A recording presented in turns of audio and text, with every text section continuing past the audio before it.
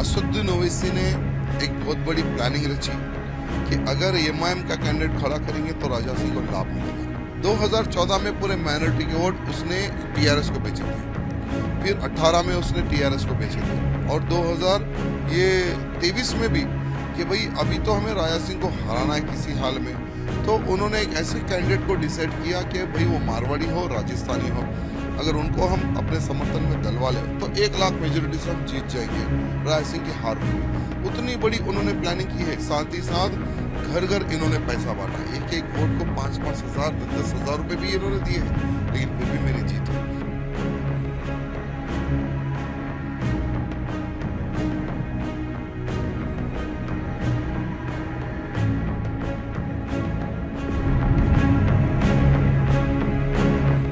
एक तरफ जहां कांग्रेस लगातार इस बार काफी अच्छा जीती है, आपके सामने भी कांग्रेस का प्रत्याशी था, ये ओवैसी का गढ़ माना जाता है गोशा महल, जो कि उनके लोकसभा के कॉन्स्टिट्यूंसी में आता है। फिर क्या कारण है कि लोगों ने जो इस बार आपको चुना, ना कांग्रेस को, और एआईएमआईएम ने तो कैंडिडेट तक खड़ा नहीं किया था? देखिए, असदुद्दीन ओवैसी ने एक बहुत बड़ी प्लानिंग रची कि अगर एमआईएम का कैंडिडेट खड़ा करेंगे तो राजा सिंह को लाभ मिलेगा। तो इसके लिए हम क्या कर सकते हैं? चलो 2014 में जो हमने किया है, 2018 में जो हमने किया है वो अभी करेंगे। 2014 में पूरे माइनॉरिटी के वोट उसने टीआरएस को बेचे थे, फिर 18 में उसने टीआरएस को बेचे थे और 2023 में भी कि भाई अभी तो हमें राजा सिंह को हराना है किसी हाल में। तो उन्होंने एक ऐसे कैंडिडेट को डिसाइड किया कि भाई वो मारवाड़ी हो, राजस्थानी हो। लगभग मेरी विधानसभा में 30 से 35 हजार वोट राजस्थानी भाई बंधुओं के हैं। तो अगर उनका वोट हम डाइवर्ट कर ले और लगभग 70,000 माइनॉरिटी वोट है, अगर उनको हम अपने समर्थन में दलवा ले तो 1 लाख मेजोरिटी से हम जीत जाएंगे, राजा सिंह की हार होगी। उतनी बड़ी उन्होंने प्लानिंग की है। साथ ही साथ जहां जहां पर स्लम एरिया होते हैं वहां जाकर इन्होंने पुलिस प्रोटेक्शन के साथ में घर घर इन्होंने पैसा बांटा, एक एक वोट को 5-5 हजार 10-10 हजार रुपए भी इन्होंने दिए हैं, लेकिन फिर भी मेरी जीत हुई। वो लोगों ने, उनकी दृष्टि कुछ अलग थी कि भाई मारवाड़ी भाई बंधु, राजस्थानी भाई बंधु जितने जो हमारे समाज के हमारे को सपोर्ट में आ जाएंगे पैसा देने से, लेकिन हमारे लोग समझदार हैं। यहाँ पर गोशामेल विधानसभा में गैया मैया को मानने वाले लोग हैं, गौ माता की सेवा करने वाले लोग हैं और हम एक गौरक्षक हैं। और ओवैसी को मुंह तोड़ जवाब देना अगर कोई दे सकता है तो राजा सिंह। ये पब्लिक में एक विश्वास बड़ा है और मेरे पास ऐसे कार्यकर्ताओं की टीम है जो खुद का पैसा डाल लेके, पेट्रोल डाल के, भोजन करके आके मेरा प्रचार करती है। उतनी बड़ी टीम मेरे कार्यकर्ताओं की है। तो मेरी जीत का श्रेय मेरी जनता को, मेरे कार्यकर्ताओं को एवं भारतीय जनता पार्टी के हर वो कार्यकर्ता को जाता है जो दिन रात उन्होंने मेहनत की है। सर, बात करते हैं असदुद्दीन ओवैसी की पार्टी एआईएमआईएम की। 7 सीटें उन्होंने रिटेन कर ली है, लेकिन वोट शेयर जो है वो जरूर घटा है।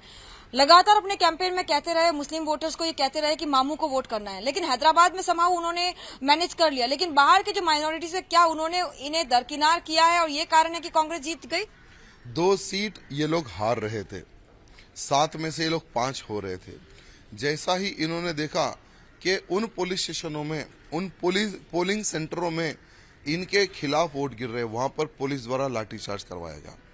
वोटरों को तितर बितर इन्होंने किया है और मैंने सुना है कि बहुत सारे बोकसिंग वोट इन्होंने किए हैं, क्योंकि ओल्ड सिटी में एक ऐसा क्षेत्र है जहां पर पूरा इनका राज चलता है। पुलिस इनके इशारे पे नाचती है, सब लोग इनके इशारे पे नाचते हैं।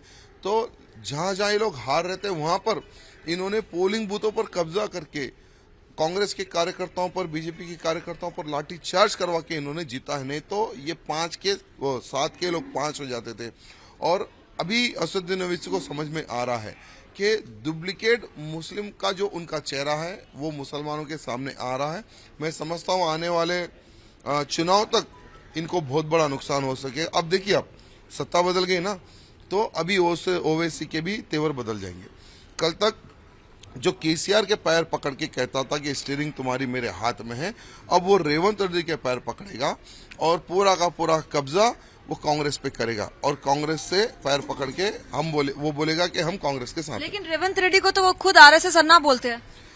इलेक्शन से पहले तक यही असदुद्दीन ओवैसी, यही रेवंत रेड्डी मेरी विधानसभा में उतनी बड़ी प्लानिंग ये लोग कैसे करते? एक रूम में बैठकर, एक होटल में बैठकर कि भाई हमें राजा सिंह को हराना है।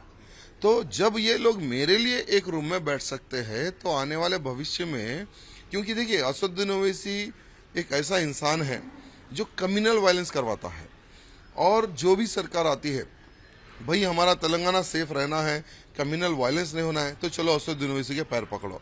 ऐसी विचार रखने वाले लोग हैं, ऐसी विचारधारा रखने वाले लोग, इसलिए असदुद्दीन ओवैसी भी क्या है, जो सरकार रहती है उसके पैर पकड़ के आगे बढ़ता है। तो अब इलेक्शन होगा, इलेक्शन तो होगा, आज रेवंत रेड्डी शायद ओथ भी ले रहा है, और आज के बाद आप देख लेंगे कि असदुद्दीन ओवैसी बोलेगा कांग्रेस जिंदाबाद। कांग्रेस की जीत में एक बड़ा फैक्टर एम फैक्टर माना जा रहा है, मुस्लिम फैक्टर को ज्यादा माना जा रहा है, लेकिन दूसरी ओर उनका सॉफ्ट हिंदुत्व कार्ड भी देखा जाता है। इसे आप किस तरह से देखते हैं? सॉफ्ट हिंदू वाला कार्ड तो हमने देखा नहीं, लेकिन यहाँ पर जो भी सरकार जिसकी बनती है वो एम फैक्टर को ही ज्यादा महत्व देती है। उनके मैनिफेस्टो में भी आप देखा होगा कि हम 1000 करोड़ मुस्लिम्स के विकास के लिए, नौजवानों के लिए रखेंगे। 2000 करोड़ केसीआर ने खर्च किया है, हम 5000 करोड़ खर्चा करेंगे। किसके बाप का पैसा है भाई? जहां से रेवेन्यू आता नहीं और आप वहां खर्च करने की बात करते हो। पुराना शहर जहां पे हैदराबाद पार्लियामेंट है, मेरी विधानसभा छोड़कर 6 विधानसभाओं से कोई रेवेन्यू म्युनिसिपल कॉर्पोरेशन को नहीं आता, कोई रेवेन्यू नहीं, 0 रेवेन्यू, और वहां आप 2-2 हजार खर्च करने की बात करते हैं। यानी ये कांग्रेस का जो फैक्टर है ना, कांग्रेसियों को ये समझना चाहिए, जहां से हमें अच्छे से रेवेन्यू आता है, वो समाज को, वो फैक्टर को अगर कवर करेंगे तो कांग्रेस के लिए फायदा रहेगा। सर, बीजेपी पर आते हैं, वोट शेयर लगातार बढ़ रहा है। पिछले इलेक्शन में जो 6.7 था वो अब जो है करीब 14% पर आ गया है।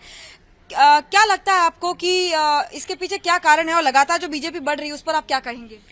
2028 में भारतीय जनता पार्टी की सरकार तेलंगाना में बन रही है, इसका ये संदेश है। 2024 में पार्लियामेंट का जो चुनाव है, आज 4 हमारे पास पार्लियामेंट जीते हैं हमने। 2024 में मैं समझता हूं ये भी डिजिट डबल होगा, इसका ये संदेश है। लोगों पर भी विश्वास बढ़ रहा है कि हाँ भाई, अगर हमारा कुछ हो सकता है तो भारतीय जनता पार्टी से हो सकता है। अब आप देखिए 6 महीने में कांग्रेस खत्म हो जाएगी, कांग्रेस को केसीआर तोड़ देगा, जिससे लाभ बीजेपी को मिलेगा। और तेलंगाना की जनता, ठीक है, आज जो उन्होंने जो फेक जो मैनिफेस्टो डिक्लेयर किया था कांग्रेस के द्वारा कि हम ये कर देंगे, हम वो कर देंगे, गैस देंगे 500 में, 200 यूनिट बिजली का बिल हम फ्री कर देंगे, ठीक है, उनके ट्रैप में जनता आ चुकी है। लेकिन जैसे कर्नाटक में जनता ने समझ चुका है कि ये टोटली ट्रैप था, वैसे तेलंगाना की जनता समझ जाएगी कि ये ट्रैप है और फिर देखिए बीजेपी की ओर, तो इससे हमें बहुत बड़ा लाभ मिल सकता है। सर, कट्टीपल्ली वेंकटरमना रेड्डी की बात करते हैं, जिन्होंने जो है डबल धमाका एक तरह से किया बीजेपी के लिए, एक तरफ केसीआर, दूसरी तरफ रेवंत रेड्डी को हराकर, इसे क्या कहेंगे? भारतीय जनता पार्टी के ऐसे कई विधायक है जिन्होंने बहुत अच्छी जीत हासिल की है, और वेंकट रेड्डी की अगर हम बात करें तो उन्होंने ऐतिहासिक जीत रची है, यानी 2 के 2 मुख्यमंत्री कैंडिडेटों को उन्हें हराया है। यानी देखिए जनता का कितना गुस्सा है केसीआर के ऊपर और कांग्रेस के ऊपर। कुछ जगहों पर इनका जो फेक जो मैनिफेस्टो था वो चल गया, लेकिन बहुत जगहों पर इनका मैनिफेस्टो फेल हुआ, जिसके कारण 7 सीटों पर हमें लाभ मिला है। और आगे भी आप देखेंगे 6 महीने में इनका असली चेहरा जनता जानेगी और भारतीय जनता पार्टी की ओर देखेगी। एक आखिरी सवाल, इलेक्शन के दौरान बार बार आप पर यह आरोप लगते रहे हैं कि माइनॉरिटी पर जिस तरह के आपके भाषण रहते हैं, जिस तरह की आपकी बयानबाजी रहती है, इसी से जो है आपकी दुकान चलती है। ये सिर्फ कई नेताएं जो हैं वो लगातार बोलते रहे हैं, इसको लेकर आप क्या कहेंगे? इस गौशाला में आप लोगों ने देखा होगा कितने की गौएं हैं, लगभग 3000 गौ माताएं इस गौशाला में है। यहाँ पर आधी गौ माताओं को हमने कसाईयों से लड़कर छुड़वाया है, एमआईएम के गुंडों से लड़कर हमने छुड़ाया है। और आज आपके चैनल से मैं फिर एक बार दावा करता हूं, जब तक हम जीवित है कभी माइनॉरिटी के वोट के तरफ हम नहीं देखेंगे।